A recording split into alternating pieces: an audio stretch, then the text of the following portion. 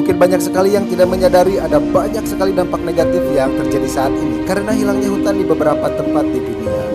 Karena kalian terlalu sibuk mencari berita perselingkuhan si Kabayan, jadi saya di sini akan menjelaskan bagaimana jika semua pohon di bumi ini tiba-tiba menghilang. Apakah para kera akan berevolusi lalu menguasai dunia dan menjadikan manusia sebagai budaknya?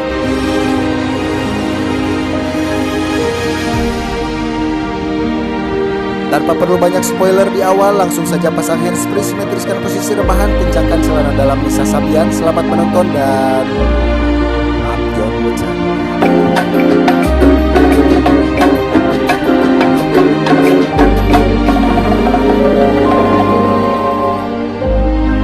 Fungsi pohon untuk planet ini berkisar dari penyimpanan karbon dan konservasi tanah hingga regulasi siklus air. Pohon juga menyokong sistem makanan alam dan manusia dan menyediakan rumah bagi spesies yang tak terhitung jumlahnya. Namun karena keserakahan manusia menjadikan pohon sebagai sesuatu yang harus dipanen untuk keuntungan ekonomi atau sebagai penghalang untuk membuka lahan-lahan pertanian baru. Karena sejak spesies manusia mulai mempraktikkan pertanian sekitar 12.000 tahun yang lalu, kita telah menebang hampir setengah dari perkiraan 5,8 triliun pohon di seluruh dunia.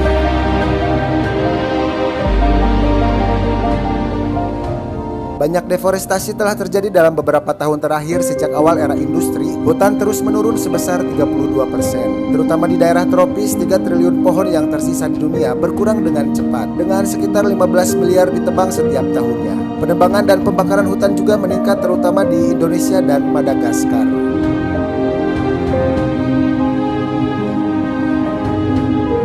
Sebagai permulaan, jika seluruh pohon di dunia tiba-tiba menghilang, demikian juga keanekaragaman hayati planet ini. Hilangnya habitat sudah menjadi pendorong utama kepunahan di seluruh dunia, sehingga penghancuran semua hutan yang tersisa akan menjadi bencana bagi tanaman, hewan, jamur, dan banyak lagi yang lainnya.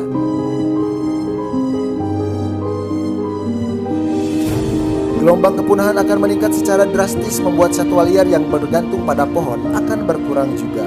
Iklim planet ini juga akan berubah secara drastis dalam jangka pendek dan panjang.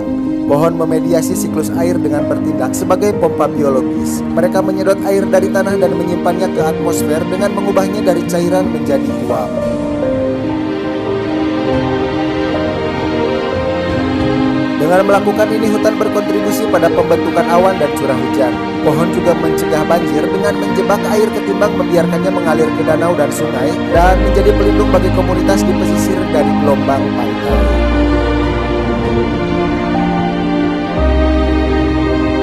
Pohon juga menyimpan tanah di tempat yang seharusnya tersapu oleh hujan, dan struktur akarnya membantu komunitas mikroba berkembang. Di banyak tempat yang struktur tanahnya tidak bagus, berkemungkinan terjadi longsor besar-besaran jika pohon sudah tidak ada lagi.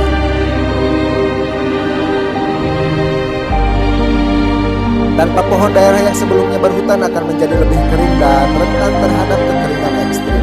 Ketika hujan datang, banjir akan menjadi bencana dan erosi besar-besaran akan berdampak pada lautan. Selain memediasi siklus air, pohon memiliki efek pendinginan lokal. Mereka memberikan naungan yang mempertahankan suhu tanah dan menyerap panas daripada memantulkan.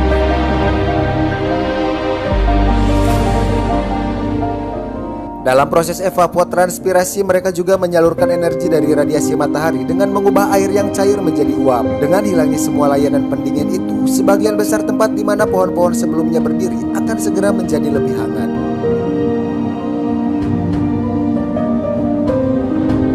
Dalam skala global, pohon memerangi pemanasan yang disebabkan oleh perubahan iklim dengan menyimpan karbon di batangnya dan menghilangkan karbon dioksida dari atmosfer. Seiring waktu, kita akan melihat pelepasan 450 gigaton karbon ke atmosfer, lebih dari 2 kali lipat jumlah yang telah disumbangkan oleh manusia. Untuk sementara, efek ini mungkin akan diimbangi oleh tanaman dan rumput yang lebih kecil, tetapi tanaman yang lebih kecil menangkap karbon lebih cepat daripada pohon, dan mereka juga melepaskannya lebih cepat daripada pohon itu sendiri. Dan pada akhirnya mungkin dalam beberapa dekade, tanaman ini tidak akan lagi dapat mencegah pemanasan global yang akan datang.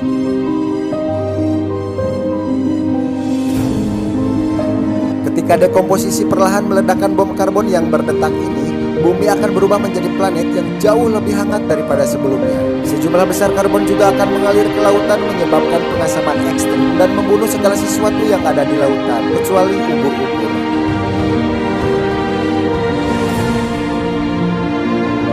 Namun penderitaan umat manusia akan dimulai jauh sebelum terjadi pemanasan global yang dahsyat. Meningkatnya panas, gangguan pada siklus air, dan hilangnya naungan akan menelan korban miliaran orang dan hewan di bumi ini.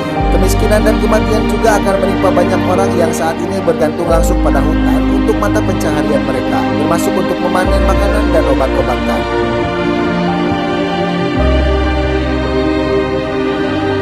Di seluruh dunia, mereka yang pekerjaannya berputar di sekitar pohon, baik sebagai penebang atau pembuat kertas, petani buah atau tukang kayu, tiba-tiba akan menganggur dan menghancurkan ekonomi global.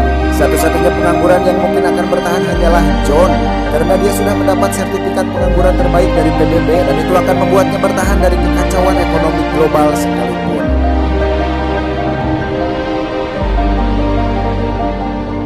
Seiring waktu, tanaman di mana-mana akan habis karena membutuhkan pupuk dalam jumlah yang sangat besar agar tanaman tetap hidup. Pemanasan lebih lanjut pada akhirnya akan membuat sebagian besar tempat tidak dapat ditanami dan tidak bisa untuk hidup. Di atas semua perubahan yang menghancurkan ini adalah dampak kesehatan. Pohon membersihkan udara dengan menyerap polutan dan menjebak partikel di daun, cabang, dan batangnya.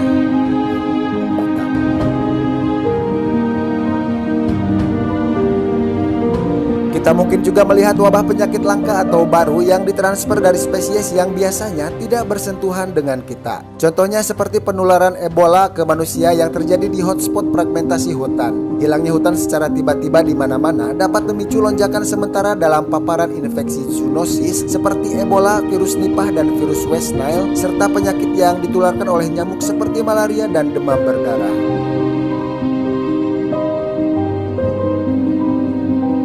Dan pada akhirnya bumi ini akan terus memanas yang menyebabkan es di kutub mencair dan menyebabkan air laut meningkat dengan sangat cepat. Udara akan menjadi sangat kotor dan tidak layak untuk dihirup. Selain itu akan terdapat banyak sekali zat berbahaya yang terkandung dalam udara. Oksigen akan berkurang karena sudah tidak ada lagi proses fotosintesis oleh pohon, dan kita hanya akan mengandalkan oksigen yang diproduksi oleh plankton di lautan.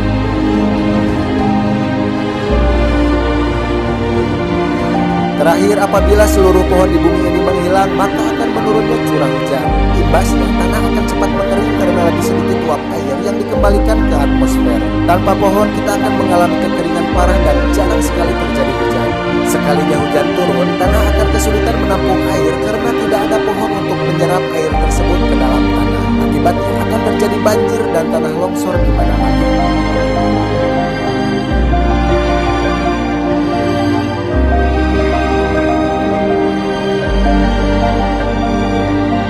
Dan itulah yang akan terjadi apabila semua pohon di bumi ini menghilang. Jadi mari kita bersama-sama menjaga pohon dan hutan yang masih ada.